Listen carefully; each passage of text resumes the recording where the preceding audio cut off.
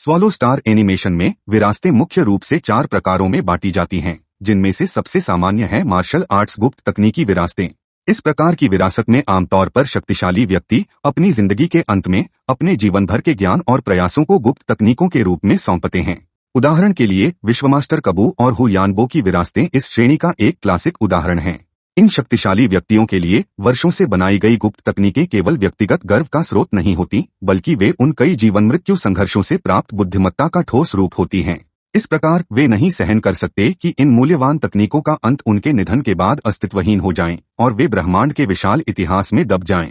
इसे रोकने के लिए ये शक्तिशाली व्यक्ति बुद्धिमान सहायकों का उपयोग करते हैं या ब्रह्मांड के गुप्त स्थानों में परीक्षण स्थापित करते हैं, ताकि वे सही वारिसों का चयन कर सकें, यह सुनिश्चित करते हुए कि तकनीकें आगे बढ़े और अगला योग्य उत्तराधिकारी उनकी इच्छा को विरासत में ले सके।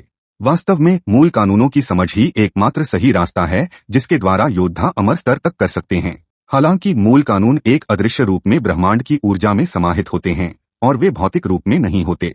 इसका मतलब है कि योद्धा उन्हें अपनी आंखों से देख या अध्ययन नहीं कर सकते और उन्हें अपनी स्वयं की समझ का उपयोग करके उनके अस्तित्व को महसूस करना और समझना होता है। गुप्त तकनीकों का मूल मूल्य उनके निर्माण में निहित है, जो मूल कानूनों की समझ पर आधारित होती हैं, और यह युद्ध कौशल या उड़ान विधियों के रूप में रूपांतरित होती हैं। ये न केवल योद्धा की शक्ति को सीधे बढ़ाती हैं, बल्कि वे योद्धा को प्रशिक्षण प्रक्रिया के दौरान मूल कानूनों के रहस्यों को धीरे धीरे समझने में भी मदद करती हैं। जैसा कि कहावत है, सूक्ष्म प्रभाव, ठीक वैसे ही जैसे माता पिता अपने व्यवहार और क्रियाओं के माध्यम से अपने बच्चों को उदाहरण प्रस्तुत करते हैं और उनका प्रभाव डालते हैं। जब बच्चे समय के साथ अपने माता पिता के शिष्टाचार से प्रभावित होते हैं, तो वे अंततः इन शिष्टाचारों को आत्मसात कर लेते हैं और शालीन व्यक्तित्व बन जाते हैं। यह वही सिद्धांत है जो योद्धा गुप्त तकनीकों का अभ्यास करते समय लागू होता है। भले ही शुरुआत में उन्हें मूल कानूनों के बारे में कुछ भी पता न हो, यदि वे एक पूर्ण प्रशिक्षण प्रणाली का पालन करते हैं और विभिन्न आंदोलनों, कौशल और विधियों को सीखते हैं और उनकी योग्यता बहुत खराब नहीं होती, तो यह संभावना है कि वे मूल कानूनों की समझ के लिए दिशा पा सकते हैं। इसका कारण यह है कि गुप्त तकनीकों का प्रदर्शन करते समय, चाहे वह तलवार चलाने का तरीका हो, उड़ने का तरीका हो या अन्य युद्धक आंदोलनों, वे कभी न कभी मूल कानूनों से टकरा सकते हैं, जिससे योद्धा किसी क्षण में मूल कानूनों के अस्तित्व को महसूस कर सकता है। यही कारण है कि विश्वमास्टर लुओ लुओहांग से यह वादा कर सकते हैं कि वे उसे प्रकाश और समय के मूल कानूनों की समझ में मार्गदर्शन और सहायता प्रदान करेंगे। हालांकि मूल कानूनों की समझ को सीधे शब्दों के माध्यम से नहीं सौंपा जा सकता, गुप्त तकनीकें स्पष्ट मार्गदर्शन प्रदान कर सकती हैं। उदाहरण के लिए लुओ फेंग का उड़ान मुद्रा मायरियड लाइन फ्लो उसकी उड़ान तकनीकों में मूल कानून की अवधारणा को समाहित करती है। यह न केवल उसकी उड़ान गति को अत्यधिक बढ़ाती है, बल्कि इसके साथ उसकी उड़ान की दिशा भी अप्रत्याशित और ट्रैक करना कठिन बना देती है। शुरुआत में लुओ फेंग का मूल कानून के बारे में समझ गहरी नहीं थी और उनकी उड़ान मुद्रा मुख्य रूप से अपनी आध्यात्मिक ऊर्जा का उपयोग करके अपनी दिशा को मजबूर करती थी, जिससे वह हमलों से बचते समय निष्क्रिय हो जाते थे। हालांकि बाबाटा के साथ दीर्घकालिक प्रशिक्षण के बाद लुओ फेंग ने उड़ान मुद्राओं और बचाव तकनीकों के निरंतर अभ्यास के माध्यम से मूल कानून के रहस्यों को धीरे धीरे उजागर किया। बिल्कुल, मूल कानूनों की समझ गुप्त तकनीकों के अभ्यास के साथ साथ चलनी चाहिए। हालांकि गुप्त तकनीकों का बुनियादी अभ्यास योद्धाओं को मूल कानूनों की समझ के लिए दिशा खोजने में मदद करता है। यदि उनकी योग्यता बहुत कम है और उनमें साधना का टैलेंट नहीं है, तो वे अंततः मूल कानूनों को सही तरीके से नहीं समझ सकते। यही कारण है कि शक्तिशाली प्राणी आमतौर पर असाधारण टैलेंट वाले योद्धाओं को छात्रों के रूप में चुनते हैं। आखिरकार शक्तिशाली प्राणियों के लिए कम योग्यता वाले लोगों को सिखाना न केवल समय की बर्बादी होती है, बल्कि यह शायद ही कभी परिणाम प्रदान करता है। मार्शल आर्ट्स गुप्त तकनीकी विरासतों की तुलना में एम्पलीट्यूडाधारित गुप्त तकनीकी विरासतें और भी दुर्लभ होती हैं। एम्पलीट्यूडाधारित गुप्त तकनीकें वे विधियां हैं जो योद्धाओं की शारीरिक या आत्मा शक्ति को विशेष साधनों के माध्यम से उनके सीमाओं से परे बढ़ाती हैं। उदाहरण के लिए, एक अमर राजा की शारीरिक शक्ति सामान्य रूप से विश्वमास्टर की शक्ति के 1 लाख गुना तक होती है। हालांकि एम्पलीट्यूड गुप्त तकनीकों के साथ इस सीमा को काफी हद तक पार किया जा सकता है। उदाहरण के लिए, किंग इम्मोर्टल जेन यान की शारीरिक शक्ति विश्वमास्टर की शक्ति से कम 1 मिलियन गुना अधिक है, जो उसे किंग इम्मोर्टल स्तर के भीतर लगभग अजेय बना देती है। इसके परिणामस्वरूप किंग इम्मोर्टल के बीच भी शक्ति में एक विशाल अंतर होता है। एक सामान्य किंग इम्मोर्टल को मार्क्विस इम्मोर्टल पो यू को मारने के लिए अपनी दिव्य देह को जलाना पड़ सकता है, जबकि जेन यान उसे आसानी से एक इशारे से हरा सकता है। इतना शक्तिशाली अस्तित्व सामान्य यूनिवर्स वेनेरेबल से भी आसानी से बच सकता है। हालांकि जेन यान की शक्ति पूरी तरह से उसकी योग्यता से नहीं आई है, बल्कि यह उसके परिवार और कबीले के संसाधनों और वर्षों की साधना का परिणाम है। इसके विपरीत उसकी योग्यता लो फेंग से काफी कम है। यही कारण है कि जब मूल ब्रह्मांड को फिर से शुरू किया गया था तब भी झेन यान ने सच्चे देवता स्तर तक नहीं किया था। वहीं लो फेंग द्वारा प्राप्त शारीरिक एम्पलीट्यूड गुप्त तकनीक वास्तव में असाधारण है। सामान्य एम्पलीट्यूड गुप्त तकनीकों के विपरीत यह न केवल मौजूदा शक्ति को बढ़ाती है बल्कि जीवन के जीन की पारंपरिक सीमाओं को तोड़ती है, जिससे योद्धा के जीन स्तर को धीरे धीरे पूर्णता की ओर बढ़ने की अनुमति मिलती है जैसे जैसे वह साधना करता है। यही कारण है कि गोल्डन हॉर्नेट बीस्ट ने सिल्वर ओशन शरीर को जन्म दिया। इसके अतिरिक्त जीवन के जीन स्तर जितना अधिक होता है शरीर उतना ही बड़ा होता है। यह विशेष रूप से अमर प्राणियों के लिए महत्वपूर्ण है क्योंकि बड़ा शरीर अधिक दिव्य शक्ति का भंडारण करता है। जब शक्ति और क्षेत्र समान होते हैं तो दिव्य शक्ति का भंडारण अक्सर युद्ध के परिणाम को निर्धारित कर सकता है, जो विजय में निर्णायक लाभ प्रदान करता है। शारीरिक शक्ति के एम्पलीट्यूड के अलावा आध्यात्मिक ऊर्जा के लिए भी एक एम्पलीट्यूड विधि होती है। सामान्यतः एक विश्वमास्टर की आध्यात्मिक ऊर्जा का एम्पलीट्यूड 100 गुना तक होता है और किंग इमोर्टल स्तर के कुछ योद्धा ही 1000 गुना तक कर सकते हैं। हालांकि लो फेंग ने दिव्य जनरल विरासत के माध्यम से इस सीमा को पार किया और अपनी आध्यात्मिक ऊर्जा का एम्पलीट्यूड चमत्कारी रूप से 3200 गुना तक बढ़ा लिया। यह उसके बोलान के खिलाफ अंतिम युद्ध में उसकी विजय की कुंजी थी। बोलान, जिन्होंने स्पेस और टाइम के मूल कानूनों को समान रूप से साधना जारी रखी, लो फेंग की तुलना में बहुत धीमी गति से प्रगति की। हालांकि बोलान का प्रारंभिक बिंदु लो फेंग से पहले ही काफी ऊंचा था। भले ही लो फेंग की शक्ति 100 वर्षों की कठिन साधना के बाद 10 गुना बढ़ चुकी थी, लेकिन वह अभी भी स्पेस के मूल कानून की समझ में कुछ कमी महसूस करता था।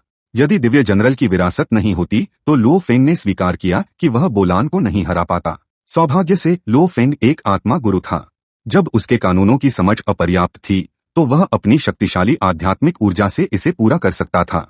जब उसने यान शेन आर्मामेंट के छठे स्तर द सिविल ऑफ स्वॉर्ड्स का उपयोग किया और सफलतापूर्वक एक स्थिर तलवार ऊर्जा संकेंद्रित की तो उसकी शक्ति पहले ही स्वर्गीय पुल के 7वें स्तर के बराबर थी।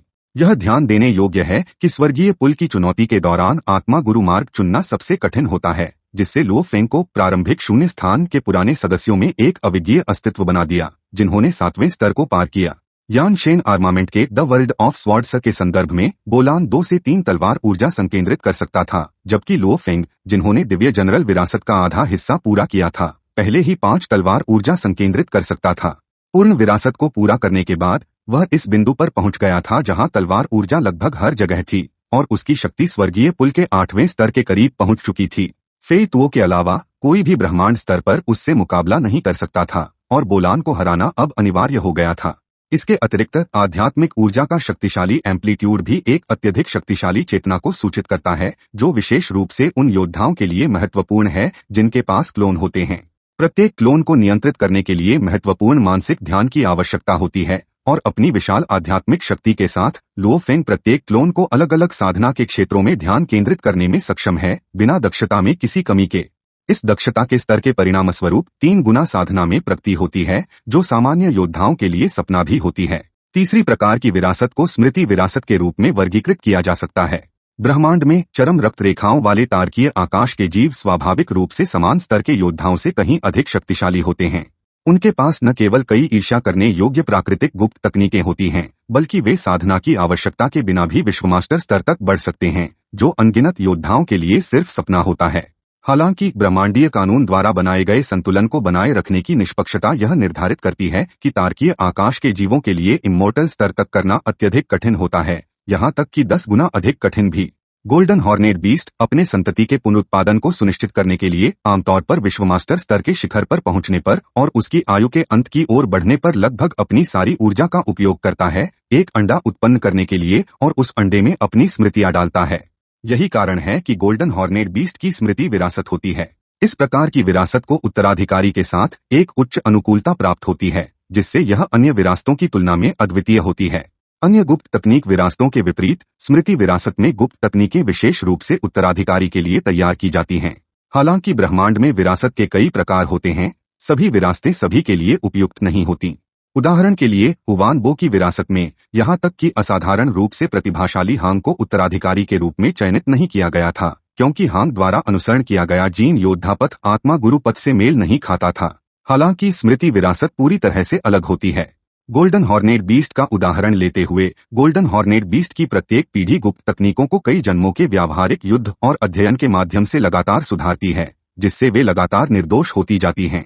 इसके अलावा ये गुप्त तकनीकें विशेष रूप से गोल्डन हॉर्नेट बीस्ट की अद्वितीय विशेषताओं के लिए तैयार की जाती हैं, जिससे वे न केवल उनके साधना के लिए उपयुक्त होती हैं, बल्कि अक्सर अत्यधिक शक्तिशाली भी होती हैं। एकमात्र कमी यह है कि जब उत्तराधिकारी साधना में एक अवरोध का सामना करता है, तो मार्गदर्शन या स्पष्टता की कमी के कारण उन्हें अक्सर समस्या को हल करने के लिए स्वयं ही अन्वेषण और समाधान करना पड़ता है। यह निःसंदेह ब्रेक थ्रू की कठिनाई को बढ़ाता है, लेकिन यह उत्तराधिकारी के विकास और समझ के लिए एक परीक्षा के रूप में कार्य करता है। मनुष्यों में भी स्मृति विरासत होती है, लेकिन तारकीय आकाश के जीवों की विधि के विपरीत मनुष्य स्मृति वाहकों और गुप्त खजानों का उपयोग करते हैं, ताकि एक विशेष स्थान स्थापित किया जा सके जिसमें वे चेतना को बनाए रख सकें, जिससे उनकी विरासत उनके निधन के बाद भी पारित हो सके। यह विरासत विधि एनिमेशन में दिखाई देने वाले दृश्यों के समान है, जैसे कि जब बाप्ता लो फेंग को हुआन बो की इमोर्टल स्तरीय सेवक को बुलाकर प्रशिक्षित करती है। केवल अंतर यह है कि ये अस्तित्व बाप्ता द्वारा तकनीकी प्रोग्रामिंग का उपयोग करके बनाए जाते हैं। मृतकों की यादों को उनके साथ जोड़कर एक आभासी मानव तैयार किया जाता है। स्मृति विरासत स्थान में जो अस्तित्व होते हैं वे दिव्य शक्ति के रूप में होते हैं, जिन्हें मृतक ने अपनी जीवन काल में संकेंद्रित किया था। जब तक वे सक्रिय रूप से विलीन नहीं होते और गुप्त खजाने की ऊर्जा आपूर्ति पर्याप्त होती है, वे लंबे समय तक स्थान में बने रह सकते हैं। हालांकि वे और अधिक साधना या पुनर्जीवित नहीं कर सकते। उनकी स्थिति को हम सामान्यतः जो भूत मानते हैं उससे तुलना की जा सकती है। निश्चित रूप से इन दिव्य शक्ति के रूपों के लंबे समय तक संरक्षित रहने का मुख्य कारण विशेष गुप्त खजाने होते हैं। जिन अस्तित्वों के पास ऐसे खजाने होते हैं उनके पास स्वाभाविक रूप से गहरी नींद होती है। नतीजतन इस प्रकार की विरासत आमतौर पर उत्तराधिकारी को कम से कम शाश्वत सच्चे देवता स्तर तक पहुंचने में सक्षम बनाती है। इन विरासतों में आमतौर पर एक स्पष्ट साधना प्रणाली होती है। यदि उत्तराधिकारी इस प्रणाली का पालन करता है और पर्याप्त समझ रखता है, तो शाश्वत सच्चे देवता स्तर तक पहुंचना मुश्किल नहीं है। यही कारण है कि लो फेंग, जो ब्रह्मांड मास्टर स्तर पर था, वह ब्रह्मांड महासागर में सभी सच्चे देवताओं के बीच एक अविज्ञेय अस्तित्व बन गया। यही वह कारण है कि उसने ऐसी विरासत प्राप्त की। एनिमेशन में हमें मनुष्य जाति में 5 शक्तिशाली संगठनों के अस्तित्व के बारे में जानकारी मिली, जैसे कि वर्चुअल यूनिवर्स कंपनी और ह्यूज एक्स डोजो। हालांकि ब्रह्मांड में और भी रहस्यमय और शक्तिशाली संगठन हैं, जैसे कि पूर्वज देवता संप्रदाय। पूर्वज देवता संप्रदाय किसी भी जातीय संघर्षों या क्षेत्रीय विवादों में भाग नहीं लेता है, हमेशा एक उच्च स्थिति बनाए रखता है। इसके पूर्वज देवता को मूल कानूनों की इच्छा के प्रतिनिधि के रूप में माना जाता है, जो मूल कानूनों की इच्छा से संवाद कर सकते हैं और उसकी मंशा को दुनिया तक पहुंचा सकते हैं। इसलिए मूल कानूनों की इच्छा पूर्वज देवता संप्रदाय के पक्ष में होती है। मूल ब्रह्मांड में हालांकि पूर्वज देवता केवल ब्रह्मांड मास्टर होते हैं। जब वे सच्चे देवताओं के साथ युद्ध करते हैं तो वे अविज्ञेय बने रहते हैं और अक्सर ऊपरी हाथ प्राप्त करते हैं। हालांकि क्योंकि पूर्वज देवताओं की संख्या बहुत सीमित होती है, वे संप्रदाय को पूरी तरह से बनाए रखने में सक्षम नहीं होते। नतीजतन पूर्वज देवता संप्रदाय शक्तिशाली व्यक्तियों को अपने साथ जोड़ने के लिए बीस्ट गॉड पथ विरासत के माध्यम से आकर्षित करता है। विरासत और पूर्वज देवता संप्रदाय के प्रतिस्पर्धा विहीन दृष्टिकोण के साथ लगभग कोई भी इस संगठन को चुनौती देने की हिम्मत नहीं करता है। वास्तव में बीस्ट गॉड पथ विरासत एक प्रकार की कानून मिश्रण विरासत है। यह उस विरासत के समान है जो कैओस टेली से प्राप्त होती है, जो योद्धाओं को कानूनों को समझने की अनुमति देती है। हालांकि अंतर यह है कि कैओस टेली पर उकेरे गए पैटर्न निर्माता की कानूनों के प्रति समझ को दर्शाते हैं, जबकि बीस्ट गॉड पथ विरासत कानूनों के मिश्रण को प्रस्तुत करती है जो उत्तराधिकारी के मन में विस्तार से दिखाई देते हैं। यह उल्लेखनीय है कि योद्धाओं को सामान्यत ब्रह्मांड मास्टर बनने के लिए समय और अंतरिक्ष के मूल कानूनों को पूरी तरह से समझना होता है। दूसरे शब्दों में, इमोर्टल से ब्रह्मांड मास्टर तक के ब्रेक थ्रू के लिए उन्हें कम से कम 3 मूल कानूनों को पूरी तरह से मास्टर करना होता है, जिनमें से एक निचले स्तर का कानून होता है। हालांकि बीस्ट गॉड पथ के साधक केवल एक निचले स्तर के कानून को उसके संबंधित उच्च स्तरीय कानून के साथ मिश्रित करके ब्रह्मांड मास्टर बनने के लिए ब्रेक थ्रू कर सकते हैं, जैसे कि धातु और अंतरिक्ष के कानून। यह कानून मिश्रण की विशाल शक्ति को दर्शाता है। हालांकि कई उत्तराधिकारी अंततः इस विरासत को छोड़ देते हैं और वही साधना पथ अपनाते हैं जिसे अधिकांश योद्धा चुनते हैं।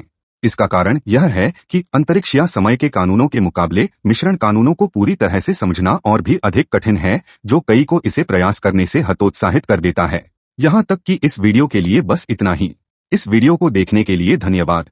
आपको एक अद्भुत दिन की शुभकामनाएं।